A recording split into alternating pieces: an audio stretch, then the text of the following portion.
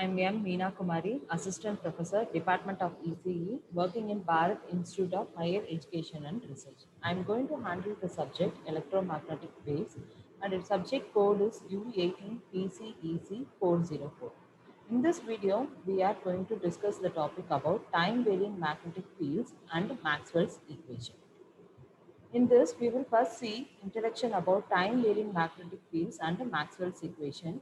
Then we will discuss about what is Faraday's law and what is the importance for this in electromagnetic induction. Then we will discuss about transformer and motional EMF. That is, these are the two types of the methods to induce an EMF.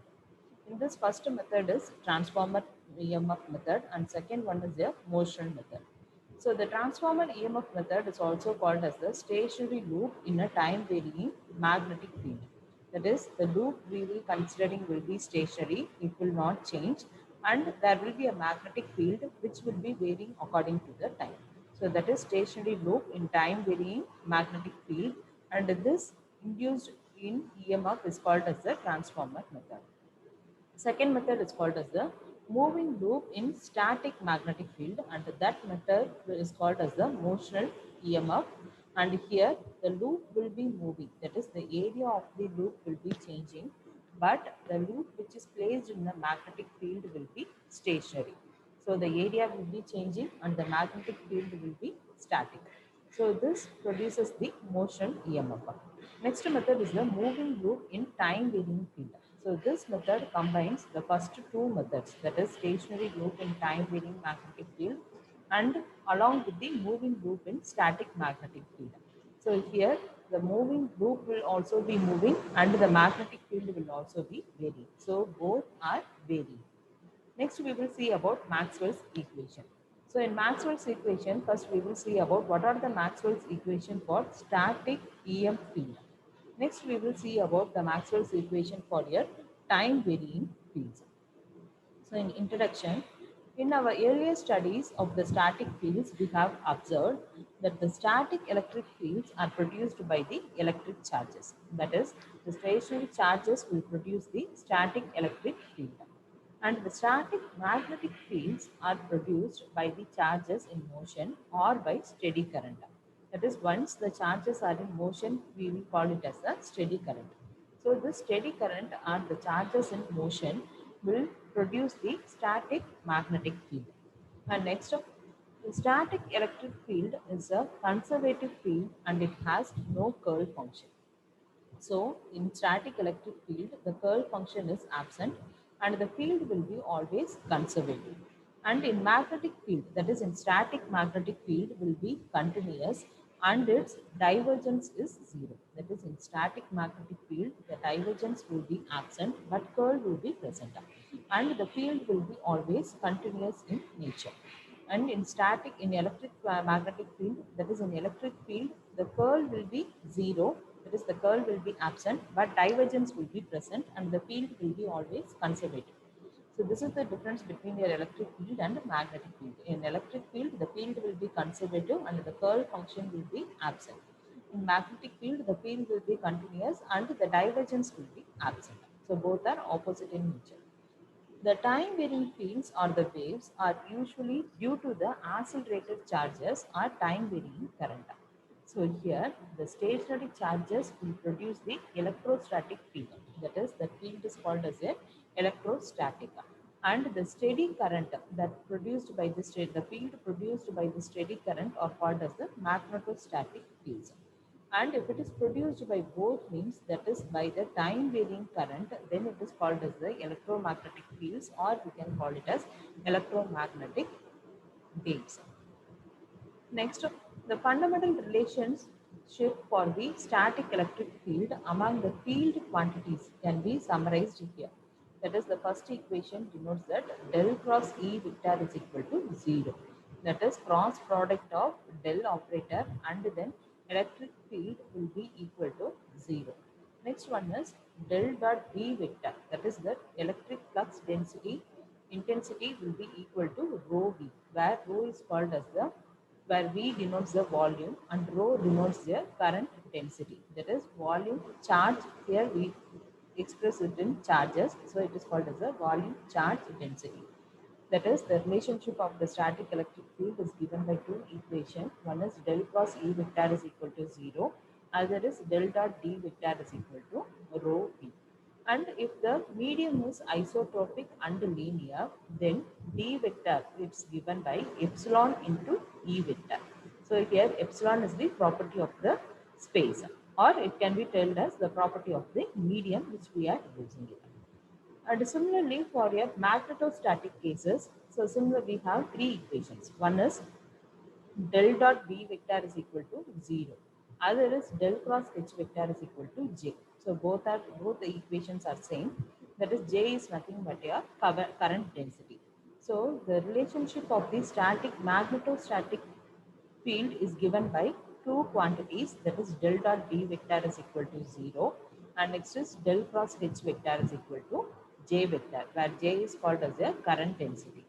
In the time varying cases, we will observe that the changing magnetic field will produce a changing electric field and vice versa. That is, the changing electric field will produce the changing magnetic field and the changing electric field will produce the changing magnetic field. Next, we will see about what is Faraday's law. So, the Faraday's law was discovered by the scientist called as Michael Faraday in the year 1831. So, he experimentally discovered that the current was induced in a conducting loop when the magnetic flux linking the loop gets changed.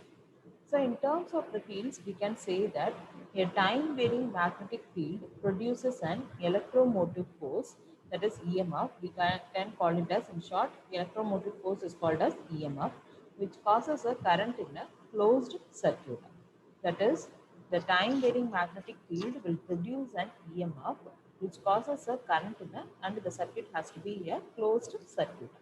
So the quantitative relation between the induced EMF, that is induced EMF is nothing but the voltage which rises from the conductors when moving in a magnetic field or from changing magnetic fields. That is, either the magnetic field has to be changing or the magnetic field has to be moving. That is, some changes has to be there in the magnetic field and it should not be stationary. So the voltage that arises from the conductors which is moving in the magnetic field is called as the induced EMF. So this gives the relationship between that voltage, that induced EMF, and the rate of change of flux linkage developed based on the experimental observation is known as the Faraday's law. So Faraday's law defines the quantitative relationship between the induced EMF and the rate of change of the flux linkage. So mathematically, the expression is given as EMF is equal to minus d phi by dt. We know what is phi. Phi is nothing but a flux linkage over a closed path, or it can be a closed circuit. So this is given as EMF is equal to, that is induced voltage equal to minus d phi by dt, and its unit is in volts. Next, a non-zero, that is d phi by dt, may result due to any one of the following. So there are three cases. So the non-zero d phi by dt can be induced by the any one of the followings below these three cases. So first case is a time-changing flux linkage with a stationary closed path. Next one is a relative motion between a steady flux and a closed path. Third one is the combination of the first two cases. So these are the three cases which we are going to discuss further. And the negative sign in the equation, that is in Faraday's law, we have seen that equation, that is induced EMF is equal to minus d phi by dt. That is, in that equation we have a negative sign. So that negative sign was introduced by Lenz's law. That is, was introduced by Lenz in order to define the polarity of the induced EMF. That is, whenever the EMF is induced, it will opposes the change in the magnetic flux. So that opposition is denoted by the negative sign.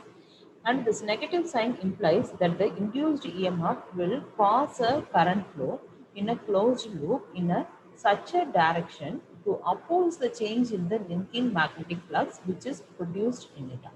So for this only, to change the opposition of the magnetic flux. So that is denoted by the negative sign and it is given in the equation. That is EMF is equal to minus d phi by dt. And this may be noted that as far as the induced EMF is concerned, the closed path forming a loop does not necessarily have to be a conductor. That is, the closed path does not have to be, it should not, there is no necessity that it has to be a conductor. And if the closed path is in the form of n tightly wounded turns of the coil, the change in the magnetic flux linking the coil is induces an EMF in each turn of the coil, and the total EMF is nothing but the sum of the induced EMF of the individual turns. So it is given in the mathematical expression, that is EMF is equal to minus n into d phi by dt. So this n we know that is it is the number of the turns in the coil. And by defining the total flux linkage, so we can write that is n is the number of the turns and phi is the flux linkage. So this we can together write it as lambda. So lambda is nothing but the total flux linkage and it is given by lambda is equal to n into 5. So instead of n into 5 in this equation 8, we can substitute as lambda. So the EMF can be written as the induced EMF is equal to minus d lambda divided by dt. That is, instead of n into 5, we have replaced it as lambda. So continuing with the equation 3, that is over the, if this is a closed path, so we can give it in an integral form. So this can be given as EMF is equal to enclosed surface integral of E vector dot dl. So here the line integral is been given. Okay. So next, where E is the induced electric field on the conductor to the sustain the current. So further, the total flux enclosed by the counter is given by, that is the total flux phi is equal to surface integral of V vector dot ds vector, where surface integral is the 2 integral. So in short form, we can write it as integral of S. But this integral of S denotes that it is a double integral. So the total flux enclosed is given as phi is equal to surface integral of d vector dot ds vector, whereas this S denotes the surface of the counter which we are going to consider. Next. From the equation 11 and using equation 12, we can write the equation 3. That is, we are going to compare this equation 11 and 12 and we are going to substitute in the equation 3. So the final equation we get is integral of E vector dot dl vector, which is equal to minus dou by dou t of surface integral of d vector dot ds vector. So by applying the Stokes theorem, we can change the line integral into the surface integral. That is, single integral will be converted into the double integral and this E dot dl will be converted into the cross product. So after applying the Stokes theorem, the LHS will be converted as surface integral of del cross E vector dot ds and which is equal to minus surface integral of dou v vector divided by dou t into ds. So there will not be any change in your RHS side, and by applying the Stokes theorem, this LHS will be dot product will be converted into the cross product and the line integral will be converted into a surface integral. This is the proof of the Stokes theorem. So after applying this Stokes theorem, this line integral will be converted into a surface integral. So therefore we can cancel the integrals and then finally we will obtain del cross E vector is equal to minus dou V divided by dou T. So which gives the Faraday's law in point form. So this is the final equation of the Faraday's law, but it is given in point form. So this relates the electric field as well as the magnetic field, where here E is denoted called as the electric field and B is called as the magnetic field. So this Faraday's law gives the quantitative relationship between the electric field and then magnetic field, and there will be a negative sign. That negative sign denotes it is given by Lenz's law and it denotes that change, that is it opposes the change in the magnetic flux. So this is the final equation for your Faraday's law in point form. Next one, where we have already said that the non-zero, that is d phi by dt, can be produced in the several ways. That is, we have seen 3 ways. So one particular case is when a time varying flux linking a stationary closed path induces an EMF. And next one is the EMF induced in the stationary closed path by the time varying magnetic field is called as the transformer EMF. So this the way how the EMF is induced in a stationary closed path by a varying magnetic field. That is, the magnetic field will vary along with the time. But the stationary path, that is the path which we have choose to calculate the magnetic field, will not be varied. That is, the area which we are going to consider will be same throughout the time, and but the magnetic field will change according to the time. So in this case, if an EMF is induced means, then the induced EMF is called as the transformer EMF. So having considered the connection between the EMF and then electric field, we may examine how the Faraday's law links this electric field and then magnetic field. Here let us consider that is n number of turns is equal to 1. That is the number of turns of the coil. We will consider it as a single turn coil. That is n is equal to 1. So for a circuit with n is equal to 1, the equation will become VEMF. That is the induced voltage equal to minus n into d psi by dt, where psi, or it can be written as lambda, that is d psi. And in terms of E and B, it can be written as, that is in terms of electric field and magnetic field, because in the first equation we have written in terms of a number of number of turns and then flux linkage. So here we can write the same equation in terms of their electric field and magnetic field, because the Faraday's law gives the relationship between the electric field and magnetic field. So we can see it in terms of the electric field and magnetic field. So V EMF is equal to closed line integral of E dot dl, which will be equal to minus d by dt of open surface integral of B vector dot ds. So this dl denotes a line surface line, and the ds denotes a surface area. So here line integral will be a closed line integral, and the surface integral will be a open surface integral. So this line integral denotes a single integral, and this surface integral will denotes a double integral. So from this equation, it is clear that in a time varying situation, that is both the electric and the magnetic field are present and they are interrelated. So whenever a time varying situation is present means, then at that time varying situation, both the electric field as well as the magnetic field will be present and they are interrelated. So this is the output of a Faraday's law. So this is how the Faraday's law links our electric field and the magnetic field. So the DL and then DS are according with the right hand system and as well as by a Stokes theorem. Next one. So transformer and then motion EMF. So the variation of the flux with the time may be occurred in three ways. So already we have discussed this. What are the three ways means? By having a stationary loop in a time varying magnetic field. That is, if we are going to calculate a magnetic field in a particular area means, first the area has to be stationary. That is, there should not be any change in the area. So, but the magnetic field can be varied. So that condition is called as our transformer EMF. Next, the second condition, by having a time varying loop area in a static magnetic field. Suppose if I am considering an area and that area having a sliding bar. So the sliding bar is a movable bar. So if I move the sliding bar, now the area can be varied. So if the sliding bar has been moved backwards means, then my area will be getting increased. If I move it forward means, then my area will get shrink. So here my area is moving according to the movement of the sliding bar. So it is a time varying loop in a static magnetic field. But this area has been kept in a magnetic field which does not vary with time. So when an EMF is induced in this condition, then it is called as the motional EMF.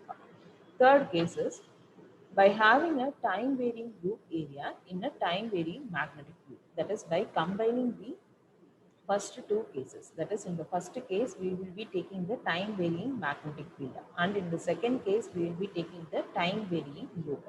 So this can be combined and the EMF can be generated by using the first two cases. So this is called as the time varying EMF. First, we will discuss about stationary loop in a time varying magnetic field, that is called as a transformer EMF. In this, so see, this is the stationary loop. In this, an EMF, that is magnetic field, is generated, and that magnetic field generated is the time varying magnetic field. So a stationary conducting loop is in a time varying magnetic field shown in the below diagram. So here this is the electric field, and here we will consider a small differential length dl, and this is the battery, that is positive charge and the negative charge has been given, and the induced magnetic field will be keep on increasing according to the changes in the electric field. And for this, the equation is given as induced EMF is equal to closed line integral of E dot dl, and the surface integral is given as minus d by dt of open surface integral of B vector dot ds. So this, the EMF induced by the time varying current, that is producing the time varying magnetic field in a stationary loop, is often referred as the transformer EMF in a power analysis, since it is due to the transformer action. So by applying the Stokes theorem to the midterm equation in equation 1.4, we have obtained, that is, we have to apply the Stokes theorem for the previous equation. So if we apply that, we will obtain, that is, surface integral of del dot E vector into ds, which is equal to minus surface integral of dou B vector divided by dou t into ds. So we know that what is del cross E? Del cross E is equal to minus dou V divided by dou T. So this is one of the Maxwell's equation for the time varying field. So it shows that the time varying electric field is not conservative. That is, del cross E vector is not equal to 0. We have a value, that is del cross E vector is equal to minus dou V divided by dou T. So this does not imply that the principle of the energy of conservation are violated. So the work done in taking a charge about a closed path in a time varying electric field, for example, is due to the energy from the time varying magnetic field. So this is how the EMF is induced by using the transformer method. Next, we will see about moving loop in the static B field, that is our motional EMF. So here, when a conducting loop is moving, that is when the area is changing according to the time, in a static magnetic field, that the magnetic field is stationary, that the magnetic field is not varying with the time, and EMF is induced in the loop. And so the force on a charge moving with the uniform velocity u, that is, the charge will be moving in that area, right? So let us consider it is moving with the uniform velocity, and let us define that velocity in terms of u in a magnetic field, that is B. So then the force generated in that area can be given by the equation F is equal to Q into U into B. So Q is nothing but the charge particle present in that area, and then U is the velocity, that is the uniform velocity where the charge is moving with. And next is our B. B is the magnetic field which is static. So the motion EMF field, that is EM, is given by EM is equal to Fm divided by Q. So where Fm divided by Q is nothing but U into B, that is velocity into magnetic field. If we consider a conducting loop that is moving with the uniform velocity u as consisting of the large number of free electrons, then the EMF induced in the loop is given by voltage, that is induced EMF is equal to closed line integral of EM into dl, which is equal to closed line integral of, that is, we can, instead of EM, substitute the value of U cross B, that is velocity into magnetic field into dl. So this type of EMF is called as the motional EMF or flux cutting EMF, which is because it is due to the action of motion. So it is the kind of the EMF found in the electrical machines such as the motors, generators, and then accelerators. So this is the discussion about how the motional EMF has been generated. So in motional EMF generation, we will be having a moving area and we will having a static magnetic field. Next one. Moving loop in time varying field. This is the general case in which a moving conducting loop is in a time varying magnetic field. That is, both the cases will be in time varying field. So both the transformer and then motion EMF will be present. So the total EMF is given as the combination of the first two cases. So the equations can be given as V EMF is equal to closed line integral of E dot dl, which is equal to minus surface integral of dou B divided by dou T into ds, plus, because we are combining the two cases. So that's why we are getting the both the equations from case 1 and then case 2. And the second term is closed line integral of u cross b vector into dl. So this del cross em vector is em can be given as del cross of u into b. So u is the velocity and b is the magnetic field. So finally we can write this equation as del cross E is equal to minus dou b divided by dou t plus del cross u cross b vector. So this equation combines, this case combines both the first cases and for both the case 1 and then case 2. Next we will see about Maxwell's equation. So there are four Maxwell's equation. So the first equation is, the first Maxwell's equation states that the magnetomotive force around a closed path is equal to the sum of the electric displacement and the conducting current through any surface bounded by that path. And the second law. The second law states that the electromotive force around a closed path is equal to the inflow of the magnetic current through any surface and it has to be bounded by the path.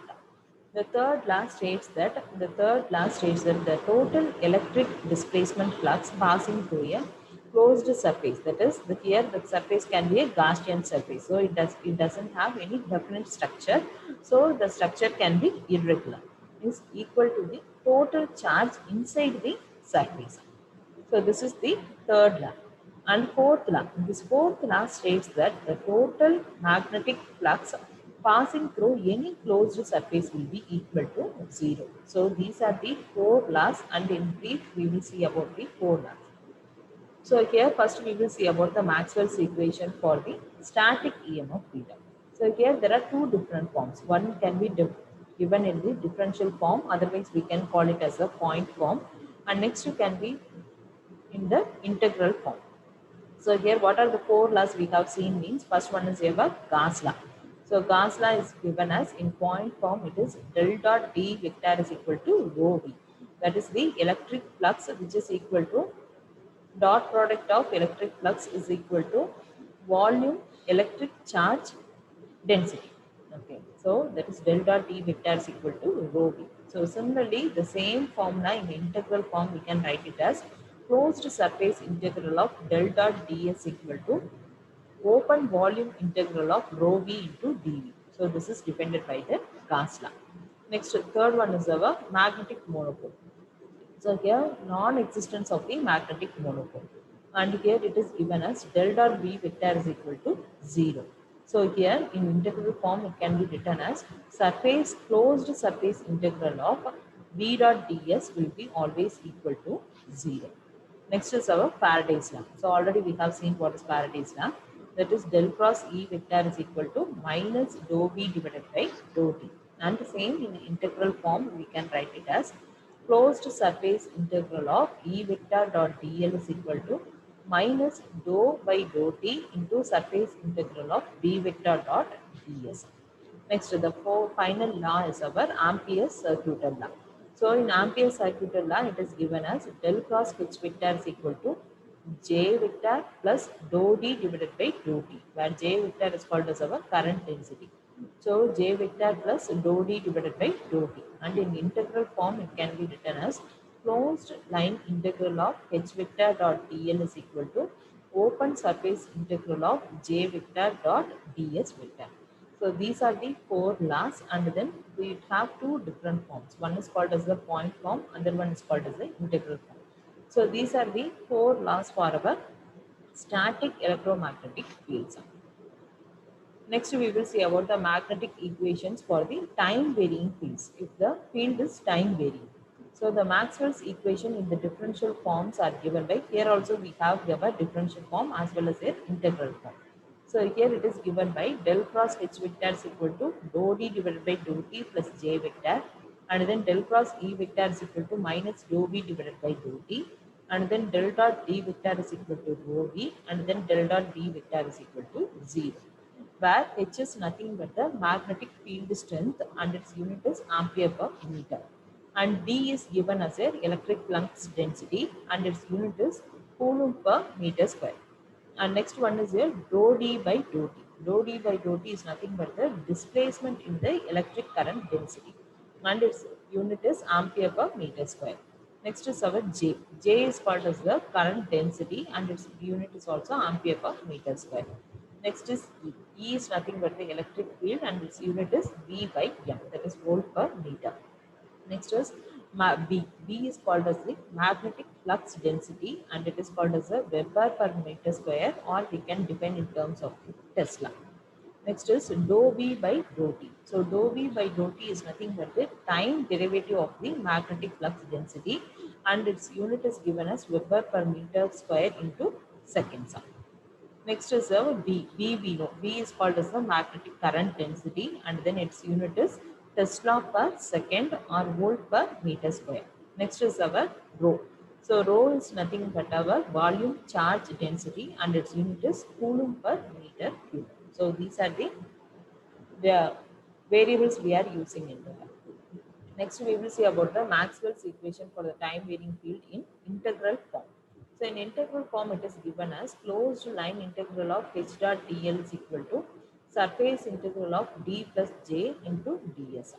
Next is second equation is closed line integral of E dot dl is equal to minus surface integral of D dot ds. Third equation is closed surface integral of D dot ds equal to closed volume integral of rho v into dv. And fourth equation is closed surface integral of V dot ds equal to 0. So as of now, we have discussed about what is the time varying magnetic field, in that how what is the Faraday's law, and next what is how EMF have been generated. In that we have seen three cases. One is our transformer EMF, other one is a motion EMF, and the third case is the combination of first two cases. Then we have discussed about Maxwell's equation. In Maxwell's equation, we have seen what is the Maxwell's equation in static current, and then in time varying field and its differential form and then integral form. Thank you.